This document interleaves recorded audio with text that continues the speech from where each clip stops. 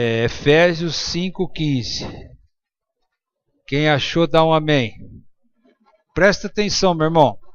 Tenha cuidado com a maneira como vocês vivem, que não seja como insensatos, sem juízo, mas como sábios, aproveitando ao máximo cada oportunidade, porque os dias são maus. Portanto, não sejam insensatos, mas procurem compreender qual é a vontade do Senhor. Não se embriaguem com vinho, que leva à libertinagem, à destruição, mas deixe-se encher pelo Espírito, falando entre si com salmos, hinos e cânticos espirituais, cantando e louvando de coração ao Senhor, dando graça constantemente a Deus Pai por todas as coisas, em nome do nosso Senhor Jesus Cristo. Sujeitai-vos uns aos outros pelo temor a Cristo. Amém. Pode sentar, diga comigo: sem Jesus, nada posso fazer. Amém. Paulo escreve à igreja de Éfeso, e eu já expliquei a vocês que a igreja de Éfeso foi uma igreja muito rica, porque ela era uma cidade onde havia muitos minérios, valiosos. Então havia muito estrangeiro, muito fluxo de gente, e havia lá uma idolatria muito grande, chamada a deusa Diana, ou também a deusa Afrodite. Então havia um grande comércio, os artífices faziam as imagenzinhas, imagem grande, pequena para vender, daquelas pessoas que passavam lá no templo para adorar, e era um templo muito pecaminoso, que era prostituição pura. Chegou-se a situação de essa entidade, através dos seus sacerdotes, dizer que o homem tinha que levar sua mulher lá uma vez por ano para prostituir, para purificar. Havia uma prostituição tão grande entre homem e homem, mulher e mulher. Era assim uma coisa terrível. E Paulo esteve lá e pregou o evangelho, e o Senhor abriu a porta e houve uma grande conversão. De modo que houve uma grande queima de livro de feitiçarias e instituiu a igreja. Então agora Paulo escreve a igreja. Era uma igreja muito rica por causa do poder aquisitivo do povo que tinha lá, mas de vez em quando a igreja dava uma mancada. Então Paulo estava corrigindo. Ele fala assim, tenha cuidado a maneira como vocês vivem, como vocês andam. Quando nós saímos daquela condição debaixo do pecado do mundo, a primeira coisa que a gente percebe na pessoa é que ela muda o seu jeito de ser e o seu jeito de proceder. Ela não precisa falar que se converteu, porque as pessoas vão ver que ela muda o seu viver. Amém? Aquela que roubava não roube mais, aquela que era desonesta não é desonesta mais, aquela que mentia não mente mais, e uma série de coisas. Mas as pessoas são diferentes. Tem pessoa que vem, por exemplo, para a igreja quebrada, com o nome sujo, mas tem pessoa que vem com o nome limpo, ela é honesta, ela é um trabalhador, ela tem suas contas em dia. Aí você fala assim, bom, então eu já vivo direito. Quando ele fala aqui, não vivei de maneira insensata, sem juízo, ele fala no todo. Eu tenho que cumprir o meu dever de cidadão, ser honesto, mas eu tenho também, meu irmão, que andar com juízo espiritual. O juízo espiritual é cumprindo aquilo que o Senhor Jesus designou para a minha vida. Como eu devo andar espiritualmente. Porque não basta, meu irmão, eu ser honesto. Não basta eu pagar todo mundo. Não basta eu ter o meu nome limpo. Eu preciso ter juízo espiritual. E juízo, meu irmão, não é uma coisa que a gente ganha do dia para a noite. É preciso ter conhecimento. E o juízo espiritual faz com que você não pratique coisas que venham atrapalhar a sua vida. Porque quando você pratica alguma coisa, só atrapalha você mesmo, meu irmão. Deus continua sendo Deus. A igreja continua sendo igreja. O teu vizinho, ele continua lá na vida dele, não vai atingir ele. Quando eu desobedeço, só atinge a minha vida. Quando eu sou insensato na minha vida espiritual, eu só estou acabando comigo mesmo. Pastor, mas o que é não ter juízo espiritual? Vai no mundo e você vê. As pessoas adoram um pedaço de pedra, Coloca ali do lado da sua cama um pedaço de pedra, fala que é a mãe de Jesus e que tem mais poder que Jesus. Não tem juízo. A Bíblia fala que só há um caminho, a verdade e a vida. Jesus não disse assim, ó, eu vim trazer o caminho. Ele disse, eu sou o caminho, a verdade e a vida. As pessoas amarram uma fitinha no carro para que o ladrão não roube. Já viu isso? Tem uns que amarram um metro de fita. Aquele é mais poderoso, amarrou 1 metro de fita. Então isso é não ter juízo espiritual. É como se fosse uma criança que estivesse andando no mundo espiritual, não tem conhecimento nenhum. Então, falando para a igreja, vocês precisam andar com juízo. Observe como você está vivendo. Observe como você está vivendo. Não é só na sua vida financeira, na sua vida familiar. É na sua vida espiritual também. Como é que você está vivendo na sua vida espiritual? Não como insensato, como aquele que não tem juízo. Aquele que não tem juízo, meu irmão, ele não ora. Ele não toma direção com Deus. Ele não lê a Bíblia. Ele não pergunta para Deus qual é o desejo do Senhor. Aqui fala no 3º versículo que nós lemos, que nós temos que procurar saber qual é a vontade do Senhor.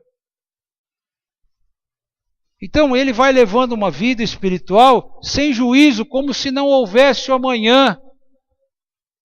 Sem juízo, como se não houvesse uma vida futura. Sem juízo, como se não houvesse um Deus Criador que estivesse olhando tudo. Vai levando sua vida sem juízo, como se a palavra de Deus não valesse nada. Então a primeira coisa que ele fala para as pessoas lá, andem numa vida sensata, com juízo, na minha vida material e na minha vida espiritual. Amém? Aproveitando o máximo possível a oportunidade, porque os dias são maus. Meu irmão, o pecado, você saiu na porta, ele está aí. Ninguém, meu irmão, se preocupa mais com ninguém. O dinheiro tornou-se o Deus da humanidade. Os políticos são corruptos, meu irmão. Você escuta e vê um político agora que anda um político, depois você não vê. Não é assim? Os ladrões estão na porta, estão matando por causa de um celular.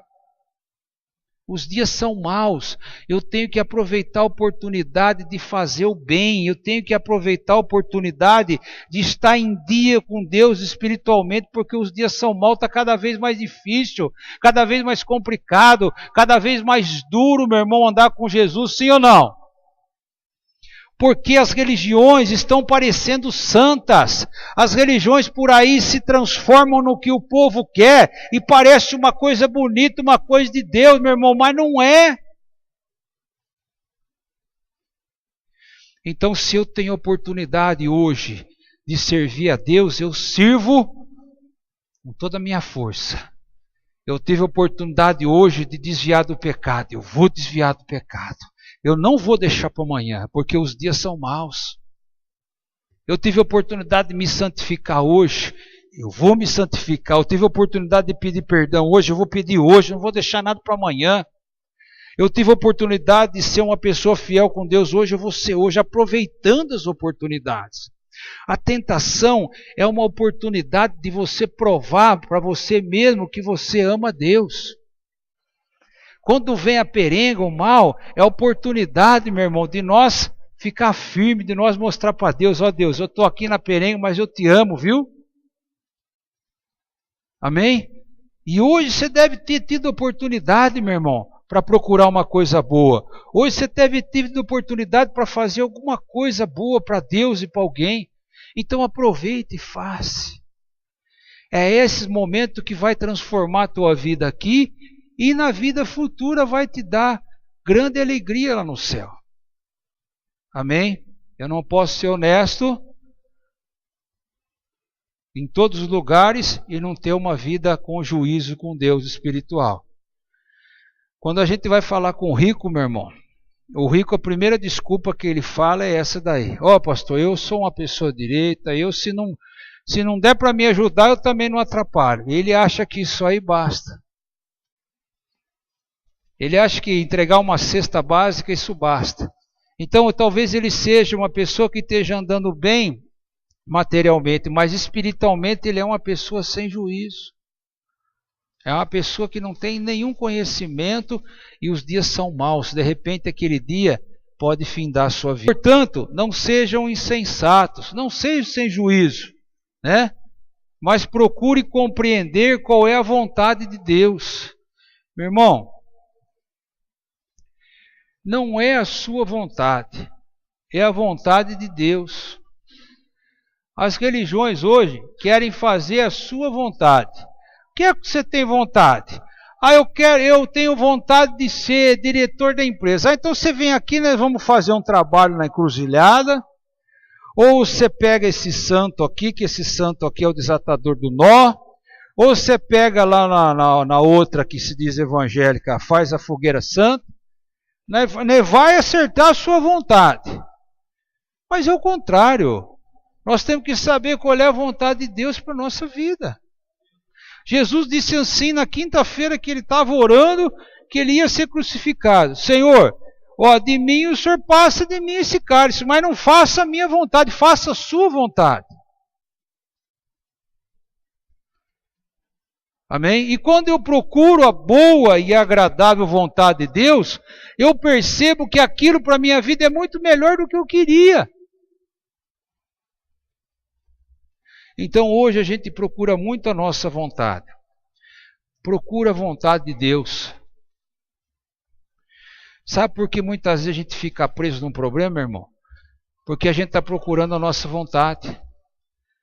A gente quer fazer a nossa vontade, aí nós ficamos presos naquele buraco. Enquanto a gente não faz a vontade de Deus, a gente não sai daquela situação. A gente fica rodando em volta, porque se você sai daquela situação, é aí que você não faz a vontade de Deus. Amém? Essa madrugada eu fui orar. Primeira coisa, irmão, que a gente fala para Deus é pedir perdão. Depois a gente entra em oração. Então eu peço perdão pela minha vida, pela minha família, pelo meu povo. E aí eu começo a falar com Deus assim: Senhor, o que é que o Senhor preparou para hoje? O que é que o Senhor tem preparado para mim, para o meu povo, para a igreja hoje? Porque não é o meu plano. É o plano de Deus, sim ou não? O que é que o Senhor tem preparado? O que é que o Senhor quer que eu faça? Né? O que é que o Senhor preparou lá para as ovelhas? Talvez eles não saibam ainda. Ajude eles, tenha paciência com eles para eles entenderem a sua vontade. Né? Pega na mão deles, Senhor, porque a gente não está perto essa hora, durante o dia. Pega na mão deles com carinho, vai dirigindo eles devagar. Seja um pai bondoso. O pai bondoso pega na mão e vai dirigindo o filho devagarinho, né? Tem pai que pega e já fala: vem para cá, mulher, quase arranca o braço, né? Vai com carinho, Senhor, vai mostrando sua vontade. Vai dirigindo.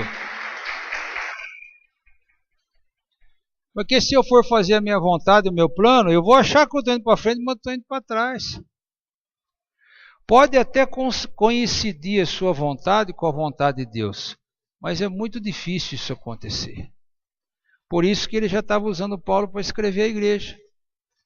Amém? Aí ele fala assim, não se embriague de vinho. Tem muita gente que pergunta assim, pastor, mas a Bíblia fala que não pode beber? Aí. Não se embriague de vinho que leva à derrota. Está escrito aqui.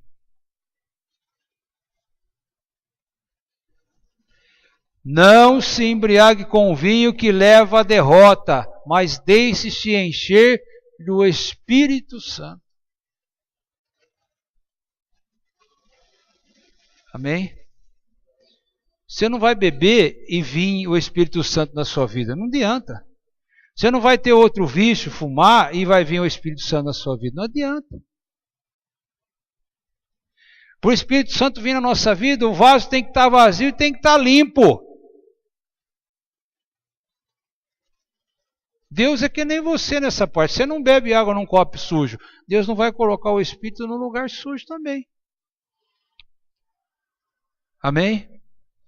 Outra coisa, meu irmão, que é muito importante para o nosso dia a dia, falando entre si com salmos, hinos e cânticos espirituais, cantando e louvando de coração ao Senhor. Quando eu falo com alguém, meu irmão, eu tenho que ter muito cuidado com como eu vou falar e o que eu vou falar. Porque quando eu falo que eu sou de Jesus, as pessoas podem não gostar de nós, mas eles esperam algo diferente de nós. Se sair a mesma coisa que tem no mundo lá da sua boca, vai ser um grande choque para aquela pessoa. Amém? Então, quando eu falo entre os meus irmãos e entre as pessoas lá fora, eu tenho que tomar muito cuidado com o que eu vou falar e como eu vou falar. Aqui fala para nós falar entre nós com salmos. Salmos são cânticos de louvores. Amém? Fale, use a tua boca como ferramenta de Deus. Louve ao Senhor durante o dia com o teu coração.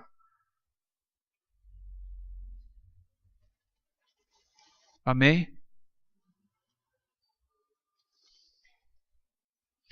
Dando graça constantemente a Deus Pai por todas as coisas. Mas, pastor, até pelo problema eu vou dar graça? Sim, porque o problema faz você ficar melhor quando você entende e profetiza na diversidade. O problema lapida a sua vida. O problema traz músculo espiritual. Talvez a dor daquele problema que você causou deixe uma sequela na sua vida que vai fazer você lembrar para sempre e nunca mais você vai voltar naquilo lá. Jacó ficou manco de uma perna. Quando ele lutou com o anjo, ele ficou manco de uma perna. A Bíblia diz claramente. E quando as pessoas viam ele mancar, já sabiam que era porque ele lutou com o anjo e venceu. Nossa vida tem marcas. Paulo fala que tem as marcas de Jesus no seu corpo. E quando nós olhamos muitas vezes por aquela marca, nós lembramos, esse dia aqui Deus me livrou porque eu fiz uma besteira. E serve para nós não voltar em outra. Amém? Meu irmão, você tem que lutar. Não pode se acomodar. Você tem que lutar com a palavra de Deus. Se lutar com a palavra de Deus é obedecer. Você não pode se conformar. Paulo fala assim, não vos conformeis com este mundo.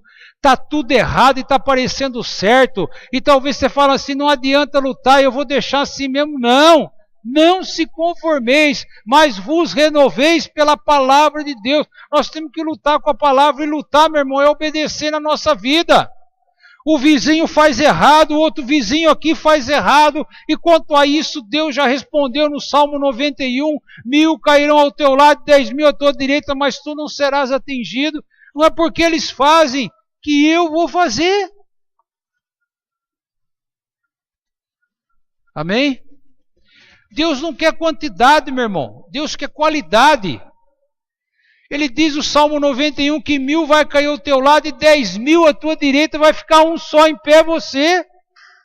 Deus não está preocupado. Deus precisa de um só para fazer a obra, meu irmão. Amém? Deus não precisa de um exército, de uma multidão. Ele precisa de um homem e uma mulher que queiram obedecer. Mais nada. E quem é esse homem, essa mulher? Você. É você na sua casa, é você no seu trabalho, é você na sua vila, é você onde você estiver. Amém? Testemunho seu. Quando a pessoa chegar no céu e ela falar que não sabia, vai aparecer o seu testemunho. Quando ela chegar no céu e for aceita, for para o lado certo, vai ser por causa do seu testemunho também. Amém? Eu digo uma coisa sempre, não tem milagre, tem obediência. Deus não acordou um dia e falou assim, Crispino está ali, vou mandar um câncer na cabeça dele. Pá! O outro está ali, vou mandar um bolo de dinheiro para ele. Vou fazer uma aleluia. Não. A nossa vida, meu irmão, a gente tem aquilo que a gente plantou. Às vezes plantou achando que era bom, mas não era. Amém?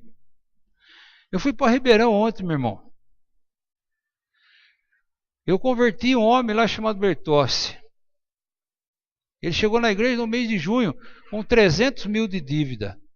Tem gente aqui que conhece ele. Ele me chamou para ver a casa que ele construiu. O terreno vai de fora a fora no quarteirão. Se você quiser entrar de um lado, você entra. Se você quiser entrar do outro, você entra. Ele falou, eu gastei de material aqui 400 mil reais. Dá para construir umas 5 casas aqui em São Carlos. Comprou a casa do lado e a casa do outro lado. Comprou 12 hectares de cana. A cana que está em cima é dele e agora a terra é dele. Você não acredita, meu. Se converteu e obedece. Ele tem uma dúvida, ele pergunta e não sai fora daquilo. Não sai fora daquilo. A cana do vizinho não cresce, a dele cresce.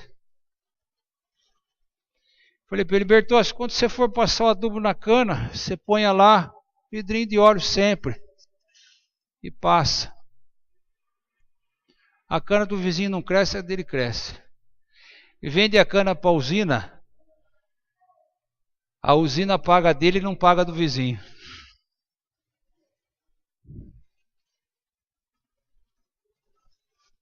É inacreditável aos olhos humanos.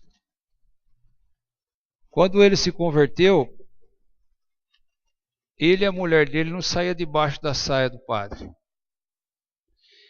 Não é uma afirmação pejorativa, é um modo de falar que eles não saíam da igreja.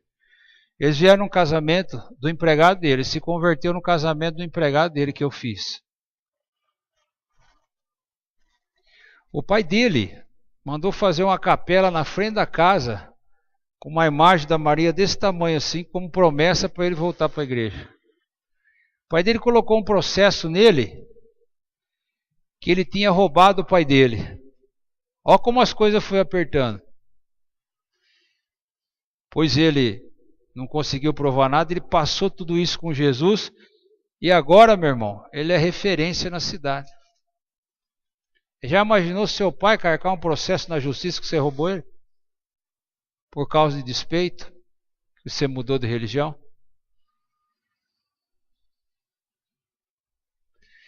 É, pastor, devia nunca mais conversar com um pai desse. Ele vai lá conversar com o pai dele. Ele faz de conta que não aconteceu nada.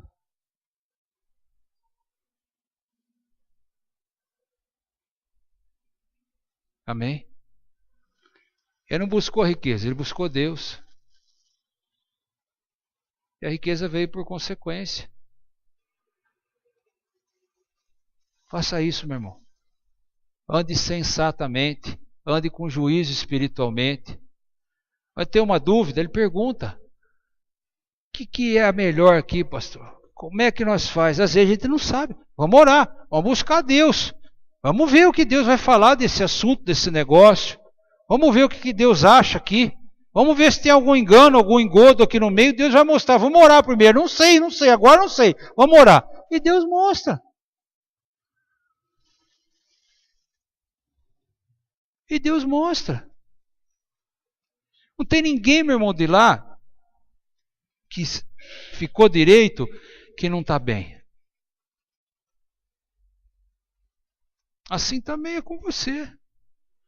Demônio vem, mas cai por terra.